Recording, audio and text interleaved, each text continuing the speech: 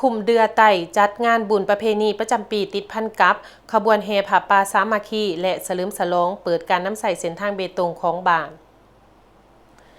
วันที่21มีนาคม2026คุมเดือไต่ที่ขึ้นกับบันเดือเมืองสนะสมบูรณ์ได้มีความสามัคคีจัดงานบุญประเพณีประจำปีติดพันกับขบวนแห่ผ้าป่าสามัคคีและสลึมฉลองเปิดการน้ำใส่เส้นทางเบตงของบ้านขึ้นอย่างมีบรรยากาศคึกคืนมวลซืนทั้งนี้ก็เพื่อสืบสานอนุรักษ์รักษาหีดของประเพณีอันดีงามเคียงคู่ไปพร้อมกับการสมทบทุนเขาในการปรับปรุงก่อสร้างวัดวาอารามภายในวัดโพธารามพุทธศักดิ์สิทธิ์คุมเดือไต่ให้มีความเจริญรุ่งเรืองโดยมีพระอาจารย์สมสนิทแก้วบุตรดาห้องประธานองค์การพุทธศาสนาสัมพันธ์ลาวเมืองสนะสมบูรณ์ประธานองค์การพุทธศาสนาสัมพันธ์ลาวเขตสงปากโซนพระอาจารย์สีทองลาดธนาพรกรรมการองค์การพุทธศาสนาสัมพันธ์ลาวเมืองห้องประธานองค์การพุทธศาสนาสัมพันธ์ลาวเขตปากโซนเจ้าอธิการวัดโพธารามพุทธศักดิ์สิทธิ์คุมเดือไต่ฐานสุขสวรรค์ศรีประเสริฐเลขาคณะพักหักฐานสีน้ำกลุ่มบ้านที่4ของเมืองฐานศูนย์ตันพันธวงศ์นายบ้านเดือฐานสุวรรณแก้วบุตรดาห้องนายบ้านเดือ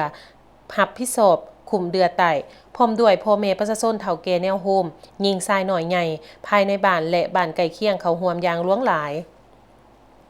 โดยพิธีเริ่มจากขบวนแห่ผ้าป่าสามัคคีและต้นปาลมีจำนวน108ต้น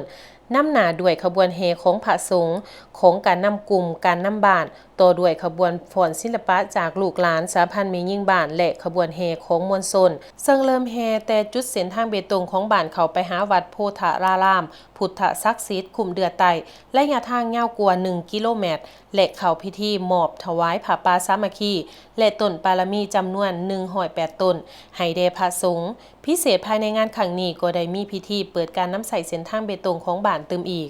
ฐานสุวรรณแก้วบุตรดาห้องนายบ้านเดือหับพิศพคุมเดือไต่ให้ฮู้ว่า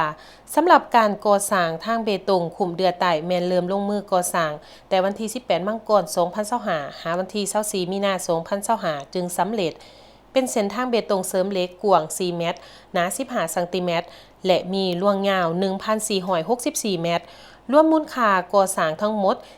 464ล้านกีบโดยแมนทุนประกอบส่วนจากบุคคลนิติบุคคลและพ่อแม่ประชาชนที่อยู่ภายในและอยู่ต่างประเทศรวมทั้งได้รับการจัดงานกิจกรรมทางศาสนาในนั้นรับจากพระอาจารย์สีทองลาดตนาพรเจ้าอธิการวัดเดือไต่ประกอบส่วนเงินสดจำนวน111ล้านกีบจากการจัดกิจกรรมทางศาสนา300ล้านกว่ากีบจากกองทุนบ้านและจากประชาชน46ล้านกีบ